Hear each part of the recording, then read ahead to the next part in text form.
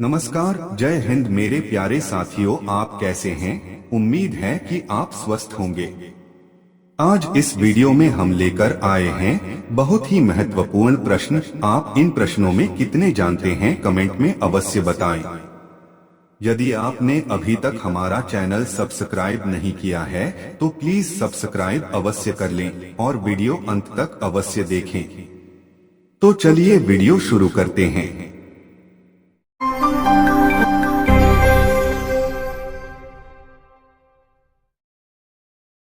ये रहा पहला प्रश्न।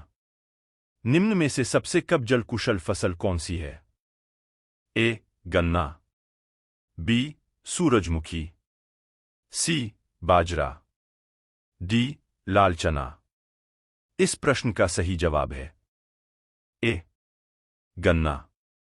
स्पष्टीकरण: फसल के लिए पानी की जरूरत 1500 से 2500 मिमी कुल उगाने की अवधि और सूखा संवेदनशीलता बहुत अधिक है। इसे 21 डिग्री सेल्सियस से 27 डिग्री सेल्सियस के औसत तापमान के साथ गर्म और आर्द्र जलवायु की आवश्यकता होती है। गन्ने की खेती के लिए 75 से 150 सेमी वर्षा अनुकूल होती है। ये रहा दूसरा प्रश्न। समुद्रगुप्त के इलाहाबाद स्तंभ अभिलेख के रचयिता हैं? ए. वात्स्यायन, बी. कालिदास, सी. हरिसेन, डी. रविकीर्ति। इस प्रश्न का सही जवाब है सी. हरिसेन।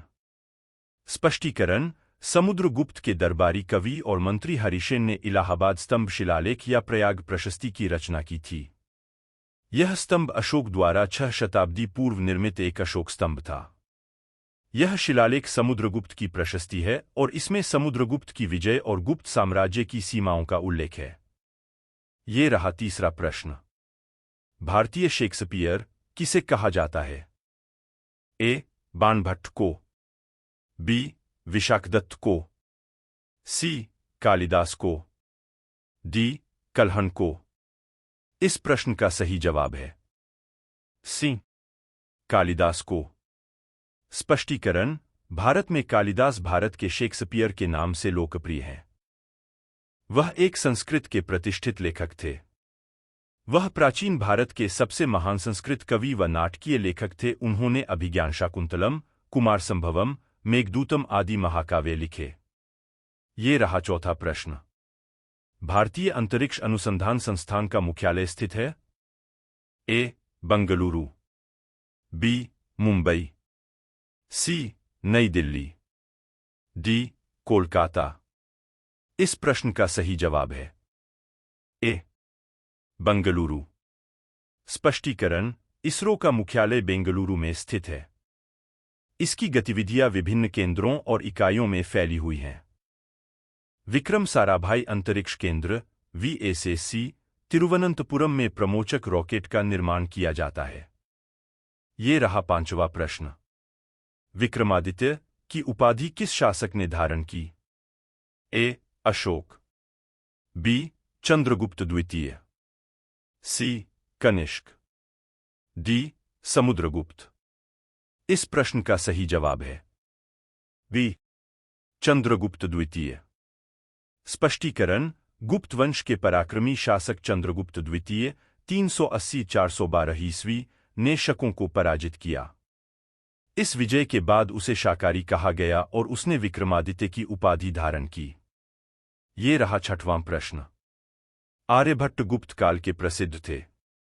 ए. वैज्ञानिक और गणितज्ञ, बी. कवि, सी. वैद्य, डी. साहित्यकार व नाटककार। इस प्रश्न का सही जवाब है ए. वैज्ञानिक और गणितज्ञ। स्पष्टीकरण: गुप्त युग के दौरान आर्यभट्ट एक महान गणितज्ञ थे। गुप्त काल गणित और खगोल विज्ञान के क्षेत्र में अपनी उपलब्धियों के लिए अद्वितीय है। आर्यभट्ट ने आर्यभट्टीय और सूर्य सिद्धांत की रचना की।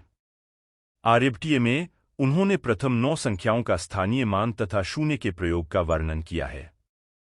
ये रहा सातवां प्रश्न। शाहनामा के लेखक थे? ए. अलबरूनी, बी. चंद बरदाई, सी. अमीर खुसरो, डी फिरदौसी। इस प्रश्न का सही जवाब है डी फिरदौसी। स्पष्टीकरण। शाहनामा या शाहनामे फारसी भाषा का एक महाग्रंथ है जिसके रचयिता फिरदौसी हैं। इसमें ईरान पर अरबी फतह सन 636 के पूर्व के शासकों का चरित्र लिखा गया है। खोरासान के महमूद गजनी के दरबार में प्रस्तुत इस किताब को फिरदौसी ने 30 साल की मेहनत के बाद सन 1010 में तैयार किया था। ये रहा 8वां प्रश्न। भारत में सिक्किम का विलय किसने किया था? A. Lord Hastings, B. Lord William Bentinck, C. Lord Dalhousie, D. Lord Auckland. इस प्रश्न का सही जवाब है सी. लॉर्ड डलहौजी। स्पष्टीकरण। सिक्किम चोग्याल द्वारा शासित एक भारतीय रियासत थी। 1947 में ब्रिटिश सर्वोच्चता की समाप्ति के बाद सिक्किम भारत का एक संरक्षित राज्य बन गया। सिक्किम को भारतीय संघ का पूर्ण राज्य बनाने के लिए 36वां संविधान संशोधन अधिनियम 1975 बनाया गया था। सिक्किम पर कब्जा करने वाले पहले ज्ञात लोग लेप्चा हैं। ये रहा 9वां प्रश्न। किसके ऊपर ताप तीव्रतापूर्वक बढ़ता है? ए. आयन मंडल, बी. बहिर्मंडल, सी. समताप मंडल, डी. क्षोभ मंडल। इस प्रश्न का सही जवाब है बी. बहिर्मंडल। स्पष्टीकरण। क्षोभमंडल के ऊपर स्थित समताप मंडल के ऊपरी भाग में तापमान अधिक तेजी से बढ़ता है क्योंकि ओजोन परत से संबंधित यह मंडल सूर्य से निकट वाली अधिकांश अल्ट्रावायलेट किरणों को अवशोषित कर लेता है। बाह्य मंडल में तेज गति से तापमान में वृद्धि होती है। बाह्य मंडल के सबसे ऊपरी भाग में तापमान 4500 डिग्री सेल्सियस से अधिक हो जाता है। प्रिय दोस्तों, आपको हमारा यह वीडियो कैसा लग रहा है आप कमेंट करके अवश्य बताएं और यदि आप चैनल पर पहली बार आए हैं तो प्लीज सब्सक्राइब अवश्य कर ले। वीडियो पसंद तो लाइक व शेयर भी करें। धन्यवाद। ये रहा 10वां प्रश्न। क्रमशः किस वर्ष भारत की जनगणना के अनुसार उत्तर प्रदेश के कानपुर और लखनऊ शहर मिलियन सिटी बन गए थे? ए. 1951 और 1961, बी. 1961 और 1971, सी. 1971 और 1981, डी. 1981 और 1991। इस प्रश्न का सही जवाब है सी. 1971 और 1981 क्रमशः। स्पष्टीकरण। 1971 की जनगणना के आंकड़ों के अनुसार कानपुर उत्तर प्रदेश का मिलियन सिटी बन गया था। 1981 की जनगणना के आंकड़ों के अनुसार लखनऊ उत्तर प्रदेश का महानगर बना था। ये रहा 11वां प्रश्न। निम्नलिखित नेताओं में से किसने दूसरे गोलमेज सम्मेलन में भाग नहीं लिया? अ. एम. के. गांधी, बी. सरोजिनी नायडू, सी. पंडित मदन मोहन मालवीय, डी. डॉक्टर राजेंद्र प्रसाद। इस प्रश्न का सही जवाब है डी. डॉक्टर राजेंद्र प्रसाद। स्पष्टीकरण।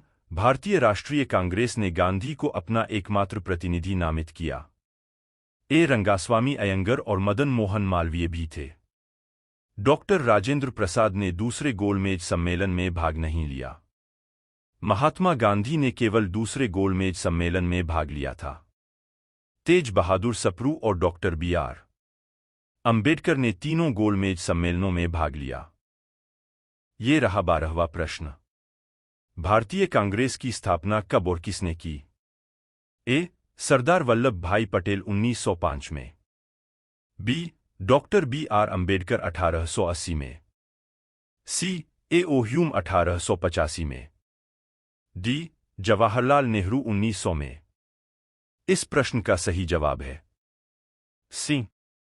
ए.ओ. ह्यूम 1885 में।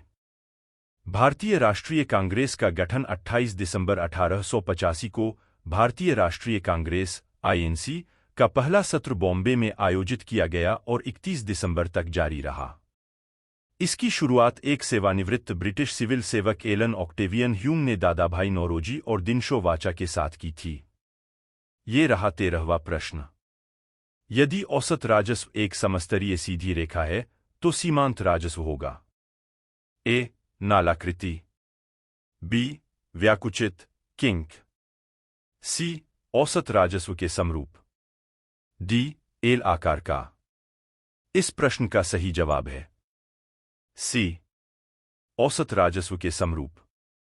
स्पष्टीकरण, किसी फर्म का औसत राजस्व और किसी वस्तु की कीमत का तात्पर्य एक ही है। यदि सीमांत राजस्व स्थिर हो तो औसत राजस्व भी स्थिर होगा और दोनों ही वक्र एक्स अक्ष के समानांतर होंगे। जब सीमांत राजस्व स्थिर हो तो औसत राजस्व भी स्थिर होता है। औसत राजस्व वक्र व्यक्तिगत मांग चक्र के अनुरूप होता है। ऐसी स्थिति पूर्ण प्रतियोगी बाजार में होती है। ये रहा 14वां प्रश्न। निम्नलिखित में से किसने 1755 में डिंडीगुल मैसूर में एक आधुनिक शस्त्रागार स्थापित किया था? ए नंजराज, बी हैदर अली, सी देवराज, डी चिक्का कृष्णराज। इस प्रश्न का सही जवाब है बी हैदर अली। स्पष्टीकरण, 1755 ईस्वी में हैदर अली द्वारा डिंडीगुल मैसूर में एक आधुनिक शस्त्रागार की स्थापना की गई थी। टीपू सुल्तान हैदर अली का पुत्र था। डिंडीगुल किला 16वीं शताब्दी में तमिलनाडु राज्य में बनाया गया था। ये रहा 15वां प्रश्न। यूएन झारोखा महासभा की प्रथम महिला अध्यक्ष। ए विजया लक्ष्मी पंडित, बी सरोजनी नायडू, सी लता मंगेशकर, डी जे जयललिता। इस प्रश्न का सही जवाब है ए विजया लक्ष्मी पंडित। स्पष्टीकरण, विजया लक्ष्मी पंडित एक भारतीय राजनयिक और राजनीतिज्ञ थीं। वह पूर्व स्वतंत्र भारत में कैबिनेट पद संभालने वाली पहली भारतीय महिला थीं। उन्हें संयुक्त राष्ट्र महासभा की पहली महिला अध्यक्ष के रूप में चुना गया था। उन्होंने 1962 से 1964 तक महाराष्ट्र के राज्यपाल के रूप में भी कार्य किया। ये रहा 16वां प्रश्न। वराहमिहिर का पंचसिद्धांतम किससे बंधित है? ए फलित ज्योतिष, बी खगोल विज्ञान, सी चिकित्सा शास्त्र औषध, डी शरीर रचना विज्ञान। इस प्रश्न का सही जवाब है बी खगोल विज्ञान। स्पष्टीकरण, पंचसिद्धांतिका भारत के प्राचीन खगोलशास्त्री ज्योतिषाचार्य वराहमिहिर का एक ग्रंथ है। वराहमिहिर ने 3 महत्वपूर्ण ग्रंथ बृहज्जातक, बृहत्संहिता और पंचसिद्धांतिका की रचना की। पंचसिद्धांतिका में खगोल शास्त्र का वर्णन किया गया है। इसमें वराहमिहिर के समय प्रचलित 5 खगोलीय सिद्धांतों का वर्णन है। ये रहा 17वां प्रश्न। निम्नलिखित में से किस द्वीप पर भारत का एकमात्र सक्रिय ज्वालामुखी स्थित है? ए ध्वनि द्वीप, बी बैरन द्वीप, सी स्मिथ द्वीप, डी बेले द्वीप। इस प्रश्न का सही जवाब है बी बैरन द्वीप। स्पष्टीकरण, बैरन द्वीप अंडमान सागर में स्थित एक द्वीप है। यह आखिरी बार 2017 में फटा। यह भारत का एकमात्र सक्रिय ज्वालामुखी है। अंडमान और निकोबार द्वीप समूह हिंद महासागर में स्थित हैं। यह अंडमान और निकोबार द्वीप समूह के भारतीय केंद्रशासित प्रदेश का एक हिस्सा है। ये रहा 18वां प्रश्न। 1857 के विद्रोह में किसकी मृत्यु अज्ञात थी? ए तात्या टोपे, बी रानी लक्ष्मीबाई, सी नाना साहब, डी कुंवर सिंह। इस प्रश्न का सही जवाब है सी नाना साहब। नाना साहब की अज्ञात मृत्यु। नाना साहब 1857 के भारतीय विद्रोह के प्रमुख नेताओं में से एक थे। उनका जन्म 1824 में हुआ था और वे पेशवा बाजीराव द्वितीय के दत्तक पुत्र थे। उन्हें धोंडू पंथ के नाम से भी जाना जाता था और वह भारत में ब्रिटिश शासन के खिलाफ विद्रोह में एक प्रमुख व्यक्ति थे। ये रहा 19वां प्रश्न। निम्नलिखित पॉलीमर में से कौन सा प्रोटीन से बना है? ए रबर, बी कपारा, सी ऊन, डी जूट पटसन। इस प्रश्न का सही जवाब है सी ऊन।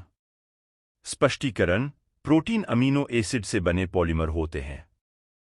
वे प्राकृतिक रूप से अर्थात जानवरों, पौधों, कीड़े, कवक और अन्य जीवित चीजों द्वारा बनाए गए हैं। प्रोटीन युक्त कुछ प्राकृतिक पॉलीमर वूल, रेशम, DNA, pectin, rubber, latex, lipid और इतने पर हैं। सिंथेटिक पॉलीमर पेट्रोलियम तेल से प्राप्त होते हैं। ये रहा 20वां प्रश्न। महाराणा प्रताप ने मुगलों के खिलाफ ऐतिहासिक लड़ाई लड़ी। ए. हल्दी घाटी, बी. लाहौर, सी. चित्तौड़गढ़, डी. मेवाड़। इस प्रश्न का सही जवाब है ए. हल्दी घाटी। हल्दी घाटी का युद्ध 18 जून 1576 को मेवाड़ के राणा महाराणा प्रताप और मुगल सम्राट अकबर की सेनाओं, जो कि अंबर के मान सिंह प्रथम के नेतृत्व में था, का समर्थन करते हुए घुड़सवारों और धनुर्धारियों के बीच लड़ी गई थी। मुगल विजेता थे और मेवाड़ियों के बीच में महत्वपूर्ण हताहत हुए, लेकिन प्रताप को पकड़ने में विफल रहे, जो बच गए। ये रहा 21वां प्रश्न। भारत की आजादी के समय भारत के वायसराय कौन थे? A. Lord Wavell, B. Lord Curzon, C. Rajagopalachari, D. Lord Mountbatten. इस प्रश्न का सही जवाब है डी. Lord Mountbatten. स्पष्टीकरण: भारत की स्वतंत्रता के समय लॉर्ड माउंटबेटन भारत के वायसराय थे। उन्होंने विश्व युद्ध द्वितीय के दौरान सुप्रीम एलाइड कमांडर, दक्षिण पूर्व एशिया कमान के रूप में कार्य किया। ये रहा 22वां प्रश्न। पाक जल डमरू मध्य देशों के बीच स्थित है। ए. श्रीलंका और मालदीव, बी. भारत और श्रीलंका, सी. भारत और मालदीव, डी. इंडोनेशिया और मालदीव। इस प्रश्न का सही जवाब है बी. भारत और श्रीलंका। स्पष्टीकरण: पाक जलडमरू मध्य भारत और श्रीलंका के मध्य स्थित है। यह उत्तर पूर्व में बंगाल की खाड़ी को दक्षिण पश्चिम में मन्नार की खाड़ी से जोड़ता है। यह श्रृंखला तमिलनाडु में पंबन, रामेश्वरम द्वीप पर धनुषकोडी और श्रीलंका में मन्नार द्वीप के बीच है। जल डमरू मध्य दो समुद्रों या पानी के दो अन्य बड़े क्षेत्रों को जोड़ने वाला पानी का एक संकीर्ण मार्ग होता है। ये रहा 23वां प्रश्न। चांदी के सिक्के जारी करने वाला पहला गुप्त शासक कौन था? ए. चंद्रगुप्त द्वितीय, बी. पुरुगुप्त, सी. स्कंदगुप्त, डी. चंद्रगुप्त प्रथम। इस प्रश्न का सही जवाब है ए. चंद्रगुप्त द्वितीय। स्पष्टीकरण: चंद्रगुप्त द्वितीय चांदी के सिक्के जारी करने वाला पहले गुप्त शासक थे, जिसे रूपक कहा जाता था। वे समुद्रगुप्त के पुत्र थे और उन्हें चंद्रगुप्त विक्रमादित्य के नाम से भी जाना जाता है। इनके शासनकाल में गुप्त साम्राज्य लगभग मौर्य साम्राज्य जितना विस्तृत हो गया था। वे चांदी के सिक्के जारी करने वाले पहले गुप्त शासक थे। उन्होंने अपनी विजय की याद में विक्रमादित्य और सकारी की उपाधि धारण की। ये रहा 24वां प्रश्न। भारत में कौन सा राज्य सोयाबीन का सबसे अधिक उत्पादन करता है? ए. मध्य प्रदेश, बी. उत्तर प्रदेश, सी. बिहार, डी. राजस्थान। इस प्रश्न का सही जवाब है ए. मध्य प्रदेश। स्पष्टीकरण: सोयाबीन उत्पादन में मध्य प्रदेश देश का अग्रणी राज्य रहा है। खरीफ सीजन में राज्य के किसान बड़े पैमाने पर सोयाबीन की खेती करते हैं। यही कारण है कि लंबे वक्त तक मध्य प्रदेश सोयाबीन उत्पादन में नंबर 1 रहा है। ये रहा 25वां प्रश्न। निम्न में से किस राज्य में ज्वारी नदी प्रवाहित होती है? ए. हिमाचल प्रदेश, बी. उत्तराखंड, सी. गोवा, डी. जम्मू और कश्मीर। इस प्रश्न का सही जवाब है सी. गोवा। स्पष्टीकरण: ज्वारी नदी गोवा, भारत में स्थित एक बड़ी नदी है। यह एक ज्वारीय नदी है। इस नदी का उद्गम पश्चिमी घाट में स्थित हेमदबाशम में है। ये रहा 26वां प्रश्न। आकाश का नीला दिखाई देने का कारण है? ए. प्रकाश का विवर्तन, बी. प्रकाश का प्रकीर्णन, सी. प्रकाश का आंतरिक परावर्तन। डी, प्रकाश का अपवर्तन। इस प्रश्न का सही जवाब है बी, प्रकाश का प्रकीर्णन। स्पष्टीकरण: पृथ्वी के वायुमंडल में पहुंचने वाला सूर्य का प्रकाश वातावरण में उपस्थित गैसों और धूल के कणों से सभी दिशाओं में प्रकीर्णित हो जाता है। नीला रंग अधिक प्रकीर्णित होता है और इसलिए आकाश नीला दिखाई देता है। नीले रंग के अधिक प्रकीर्णन का कारण यह है कि नीले प्रकाश की तरंग दैर्ध्य अन्य प्रकाश की तुलना में कम होती है। ये रहा 27वां प्रश्न। तृतीय बौद्ध संगीत का आयोजन कहाँ हुआ था? ए, नालंदा, बी, वैशाली, सी, तक्षशिला, डी, पाटलिपुत्र। इस प्रश्न का सही जवाब है द, पाटलिपुत्र। स्पष्टीकरण: तृतीय बौद्ध संगीति का आयोजन 250-251 ईसा पूर्व पाटलिपुत्र के अशोकराम नामक स्थान पर हुई थी। संभवतः यह संगीति सम्राट अशोक के संरक्षण में बुलाई गई थी, किंतु अशोक के शिलालेखों में कहीं भी इसका उल्लेख नहीं मिलता। ये रहा 28वां प्रश्न। मौर्य साम्राज्य की नींव डालने वाला शासक कौन था? ए, सम्राट अशोक, बी, चंद्रगुप्त मौर्य, सी, बिंदुसार, डी, बिबिसार। इस प्रश्न का सही जवाब है बी, चंद्रगुप्त मौर्य।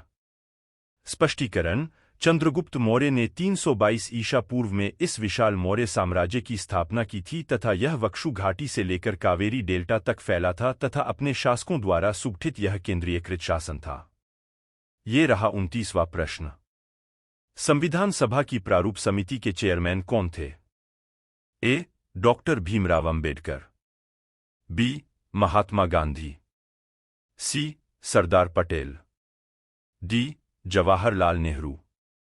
इस प्रश्न का सही जवाब है ए, डॉक्टर भीमराव अंबेडकर।